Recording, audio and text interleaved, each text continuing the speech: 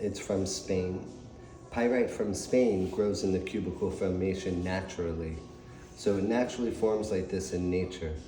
The reason why is because the rock that it grows out of, which they call the matrix in the mineral world, it's so soft that it's like chalk. So it's able to grow and keep the true structure of iron. Iron is in one of the components in pyrite. It's sulfur and iron. So if you look under a magnifying glass 1,000,000 times, you're going to see that iron is shaped in a cubical formation. So it's able to keep its true form. And the reason why it's gold is from the sulfur. Also, what I really love about this stone is that the history with pyrite, it goes back with our ancestors. So pyrite means pyro, pyrite, the stone of fire. So our ancestors noticed that when this stone hit iron, it sparked. So they created a powder and sparked it, and the sulfur inside of the powder ignited fire and flame. It's just really incredible. It also grows in Peru. In Peru, it grows more in a nugget formation. That's where it's got its famous name, Fool's Gold. And that was because a general found the mine, or dug and found the pyrite and thought it was gold. And he passed it off for gold back in the 1800s, or probably even further than that. And then they realized that it wasn't gold, and that's how it got its nickname, Fool's Gold. Can you tell me about this green stone here? The green one, yes. The green one is called dioptates. It's a beautiful stone. It's a copper-based mineral. A lot of people mistaken this stone for emerald because of the beautiful brilliance of the green. It's actually dioptates. It grows in cleavage formation, so that means that it grows in layers on top of each other. It's a beautiful stone. It's one of my favorites. It's from the Congo, I believe. And they say that when a dioptates crystal is bigger than a carat, that it's considered super rare. It's one of my favorites. And the blue that you see inside of this stone with it, it's called shutterkite. So these stones are becoming more rare? They are in the quality of what, everything back here is sort of museum quality.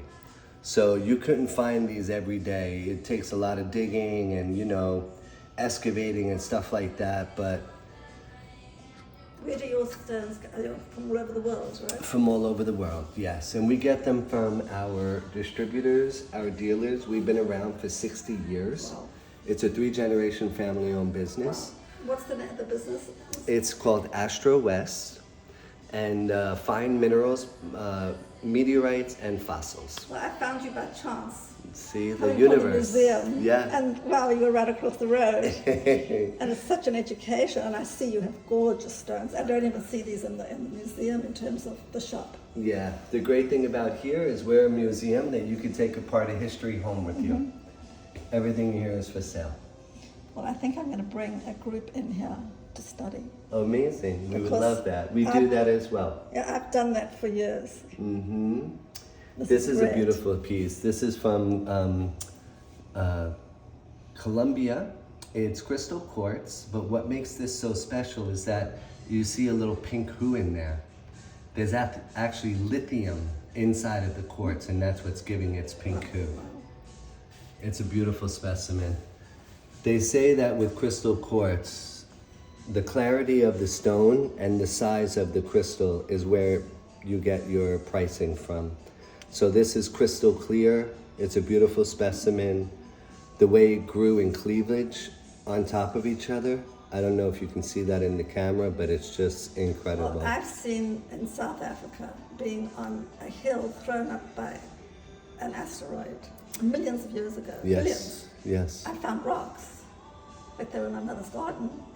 And if I cleave them open, you see these crystals inside. Yeah. So yeah. it's like billion-year-old rocks. It's fantastic. Exactly, yeah. it really is. And it's also a little bit of space mixed with earth. We have meteorites and we have moldavite, and we have a couple of different meteorites. We have one that's called palisite, Palisite is a meteorite that has crystals inside of it. So the crystals are called olivine. Oh, wow. When you bring it up to the light, you can really see the beautiful crystal formation. They say that this is a planet, the core of a planet that exploded and landed into our galaxy. Super rare. It has 95% iron, 5% nickel. Then we have Mignana Lusta. Mignana Lusta is about 4.1 billion years old. It was so hot when it hit the Earth, it was hot as the sun. It took millions of years for it to cool down. So the scientist, which was named Whitman-Statman, they called it the Whitman-Statman pattern because he's the one that found out that every 1,000 years, one crystallized line was formed. Just to give you an idea of how long it took for this to cool down. And where was this found? This was found in Sweden. I believe it landed on Earth a couple of billion years after the Earth was created, and I think it was still coming out of the Haiti period. That's why it was probably so hot when it hit Earth. Then we have the common meteorite, which is Campo di Cielo. These are 80% of the meteorites that fall to Earth today. So these are pretty common. The Mignana Lusta and the Palisites are the most rarest. And then you have to the left, the green stone. That's called moldavite. Moldavite is a very special stone because it was created by a meteorite that flew to Earth 5 million years ago. It landed in Czech Republic. The explosion was so great, it was like an atomic bomb. It melted everything in the region, including the meteorite. When it shot up into the atmosphere and it came back down, it cooled so fast that it created this tektite. And tektite is just another fancy word for glass. Wow. Very powerful. They call it the alien stone. Wow. Then you have Libyan glass. Libyan glass and moldavite are one of my favorites because it's great for healers. So Libyan glass is the same concept. A meteorite flew to Earth 5 million years ago, but it landed in Egypt. So this stone, from the impact, it created this beautiful tektite, which you're actually looking at, a 5 million year old sand from Egypt. Wow, that's amazing. It's incredible. Fantastic. This is fascinating. Your knowledge is incredible. Oh, thank you. So, I'm going to ask you, my question to you is, people who are collecting stones, what would you advise them to collect? So it's really generally what you're called to. But if you really want to collect and you want to have something that's going to be worth money in the future, what's always good to collect is stuff that you can't get anymore. So for example, like cabinsite. Let me show you a cabinsite. Well, okay, so this is actually really special. This is called scullosite. Scullosite forms in these needle formations. It's from India. What happened is about 50 million years ago, the volcanoes were going off on Earth for 1 million years straight. The Earth was very toxic. The lava was creating these pockets underground, shooting, filling with lava, magma, like tremendous amount of heat. Over millions of years, when the heat of the magma started to cool down and disperse out of the pocket, the mineral that was left behind, and with the heat and the pressure, it created this stone. So stuff like that, and things that are a little bit harder to excavate out of the mine, as you can see, it looks fragile. A lot of them break in the midst of them digging in the hole. So things like this is very great to collect. Dioptates, like we spoke about before, is great to collect. It's a little bit of a hard stone to find. Then you also have things like cabinsite, which is over here.